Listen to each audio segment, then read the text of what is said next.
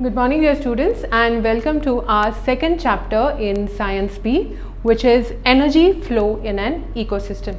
This chapter I will divide it into two parts. Today I am sharing the first video with you, and in your next lecture I will share the second video. Okay, so let's get going. Energy flow in an ecosystem. Now first of all, let me remind you, this is something that you have already been learning right from your 5th standard when you started with EVS. EVS means environmental studies. So you have been studying about various things about your environment right from the time that you were in the 5th standard. Okay, so this is just repetition, and this is a very general topic, but it is a very interesting topic, and believe me, if you love this topic, if you love your environment, you will be able to write a lot of things. Okay, so let's get started. Ecosystem. You have heard this term from, I don't know, from many years. Okay, so let us understand what is an ecosystem. Your ecosystem consists of your living things as well as your non-living things. Okay, like in this picture we've got a deer, we've got a frog, we've got the birds over there, we've got turtles over here, we've got lotus plant, we've got fishes. All these are your living parts of the environment. And apart from this, we also have this log of wood, we have stones over here, we've got the mud over here, we've got the soil over here, we've got water, we've got the air. All these things are your non-living part of the environment. So what is your ecosystem made up of? Your ecosystem is made up of the total living as well as the non-living things which are present in our environment. Ecosystems. On the earth, we have a number of ecosystems. Now, what do you mean by ecosystem? For example, in India, if you go towards the north in Kashmir, we have snow. It is a cold region. So over there, we have a different ecosystem. If we come down towards the middle western part of India, where you reach Rajasthan, over there you have deserts. Okay, so over there the ecosystem is different. If you come towards the south, it's very hot over there. You have a lot of rainforests. So over there the ecosystem is different. So like this, we have a number of ecosystems present on the earth. We've got the tropical rainforest, we've got the Arctic tundra where it is very cold, the desert regions, we've got grasslands, we've got the taiga region, we've got the temperate forest, and each of these regions have their own special characteristics, have their own special set of animals. The animals found in the tundra region, you will not find those animals in the desert. Similarly, the animals which are found in the desert, we will not find them in the grasslands. Okay, so each and every ecosystem has their own special characteristics, and like this, we have a number of ecosystems present on the earth. Energy flow in an ecosystem. How does energy flow from one part to another part in an ecosystem? It happens mainly because of the mode of nutrition. How is energy obtained? Energy is obtained when we eat food. Okay, so that is how energy flows from one part to another part. And which are the different parts which are required for this flow of energy? You have the producers, which are your plants. You have your consumers, which are your herbivore animals. Then you have the saprophytes. The saprophytes are the animals which they live on other animals. And then you have the decomposers. The decomposers help in the total degeneration of the body and giving it back into the mud. So based on modes of nutrition, you can get producers, consumers, saprophytes, and the decomposers. Various trophic levels. This is something that you have already learnt in the 8th standard. What are the various trophic levels? You have the producers, which form the base of this energy triangle. The producers. Then you have the primary consumers. These animals are totally dependent on the producers for their food. So they are animals like a mouse, a grasshopper, honeybee, butterfly, caterpillar, ants. All the primary consumers are totally dependent on the plants for their food. Then you have the secondary consumers. The secondary consumers eat the primary consumers. So over here as examples, we've got a bigger variety of a rat, you've got frogs, and you've got birds. Then we move on to the next part, which is the tertiary consumers. The tertiary consumers eat the primary consumers as well as the secondary consumers. So you've got varieties of snakes which are present over here. And finally you have the quaternary consumers, or they are the apex consumers, and they usually eat all these three types of consumers. They are the top level consumers. The food chain. Now, in each and every ecosystem, you have lots and lots of different types of animals which are present. We will now take a look at this a small little chain over here. The plants are producing their own food. This food is being eaten. The grasshopper is dependent on the plants for its food. The grasshopper eats the grass. The rat eats the grasshopper. The snake eats the rat. The eagle eats the snake. And finally what happens is that when the snake when this eagle dies, this eagle will be converted into the soil for this particular plant by the decomposers. Okay, so this is a chain which is produced right from the producers to the tertiary or the apex consumers, that is your eagle. There is a chain which is produced. So this is called as your food chain. So let us see exactly the definition for a food chain.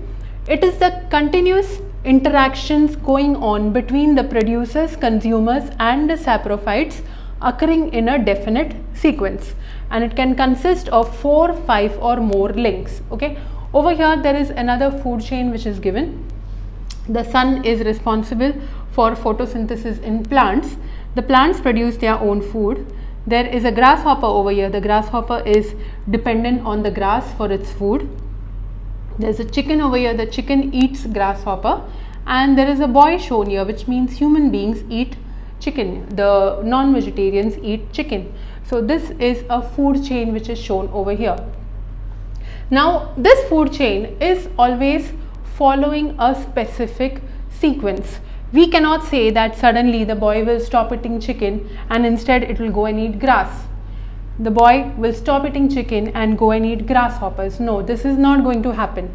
Or the chicken might stop eating grasshoppers and go and eat the boy.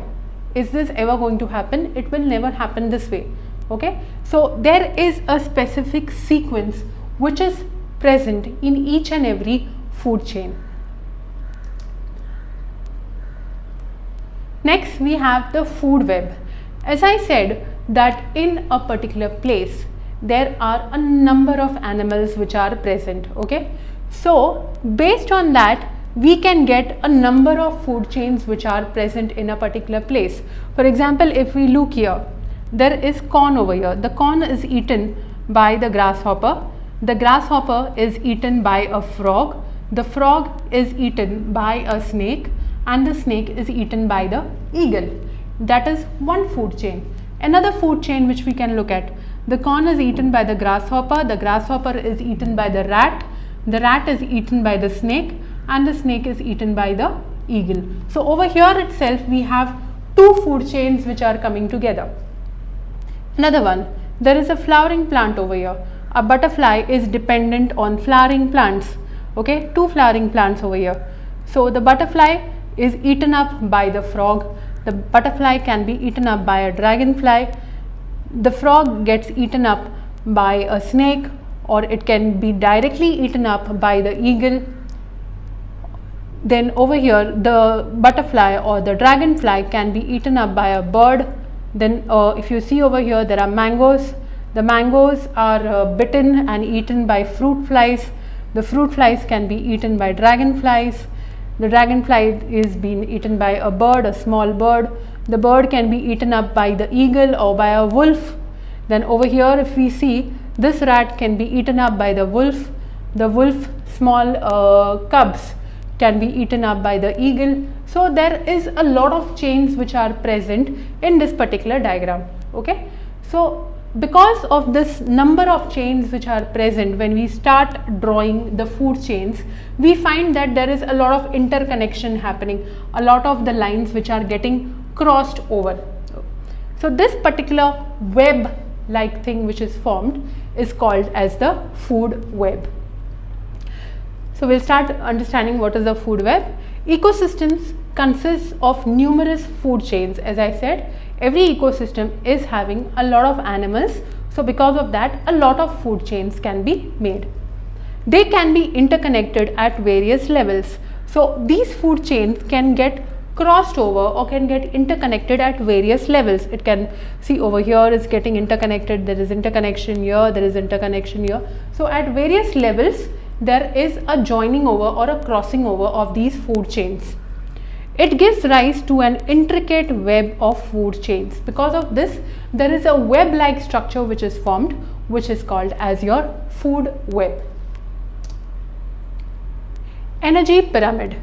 Now what do you understand looking at this particular triangle and these numbers which I have written? This is the amount of energy which is produced by each and every organism and then is transferred further.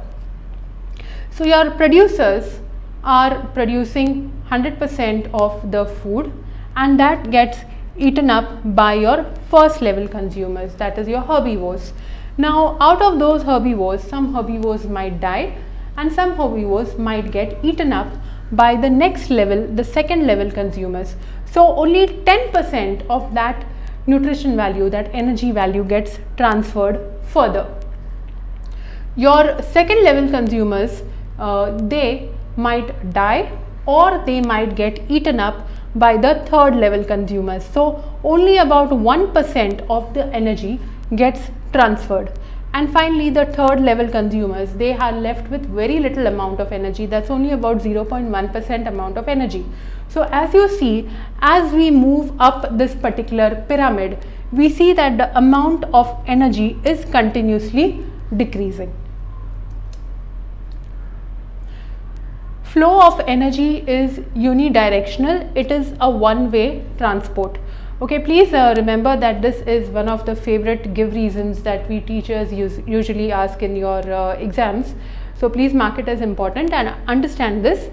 The sun gives us heat, gives us light, gives us energy. That is taken up by the plants. The producers take up that energy and produce food material. The plants are eaten by the herbivores. The herbivores are eaten by the consumers, and when finally everyone dies, the decomposers decompose everything. Okay, but you see this is happening only in one particular direction. The energy or the heat, the amount of food that is present in the decomposers, is that ever given back to the sun? Do we say something like, okay, we have too much energy, we don't want your energy, sun, stop giving your energy, or we have got excessive energy, please take back some amount of your energy back? No, we do not say that. So the amount of energy is always given from the sun, from the solar to the decomposers. It always flows in one particular direction. So hence it is called as unidirectional or a one-way transport. No part of the energy ever returns back to the sun. No matter how much energy we receive from the sun, we never give back that energy back to the sun. The nutrient cycle. Now apart from energy, okay, living organisms also require food, that is your nutrition. So what happens to the food? Water and oil and air penetrates the soil. The water which is present in the that we get in the form of rain, and the air which is present in the atmosphere, it can get into the soil. The plants break that into the soil. The plant matter breaks down into soil. The dead plants, dead parts or the dead leaves of the plants break down into the soil. The decomposers break down organic matter. Whatever organic matter is present in those dead plants is broken down by the decomposers or by the saprophytes, and the soil stores the nutrients. The energy which is given by the decomposers goes back into the soil. The soil absorbs the nutrients and grows. Your plants starts absorbing the nutrition from the soil and starts growing. So over here you see that there is a cycle which is formed. Okay, it's not that the cycle is stopping anywhere, it is a continuous cycle, it is a cyclic process. So over here it is said that cyclic process involving biotic and abiotic components. Your biotic, your leaves, which are the dead leaves, they are your biotic, they are your abiotic, it is dead. Your water and soil, they are abiotic, your soil is abiotic, and your plants, which is pulling up on the nutrition, that is your biotic. So there is a constant exchange of nutrition between your biotic components, that is your living beings, your living things, and your abiotic component, which is your non-living things. And this is a cyclic process, it is a continuous going cyclic process. Okay, so with this students, we stop over here for today. In our next video, we will be learning about the different BCG cycles. So for today, I want you to go through the chapter up to here, and if you find any diagrams which are important, you can go ahead and draw them. Okay, so till we meet again next time, dear students, please stay safe, stay happy. Bye.